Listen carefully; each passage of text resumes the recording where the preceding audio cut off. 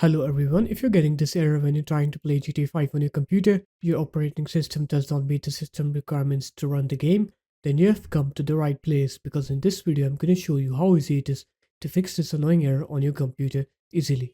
So first off, what you're going to do is you're going to open up your start menu, you're going to write here check for updates, you're going to go ahead and check for updates on your computer and fully update your Windows. And after you're done updating your Windows, then what you're going to do is you're going to go on to your GTA's directory,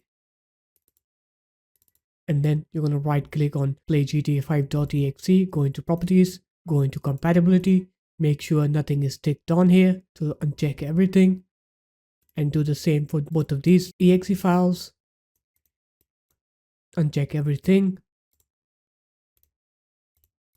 and after that you're going to open up your web browser and then you're going to search for DirectX. You're going to go on to this link from Microsoft.com.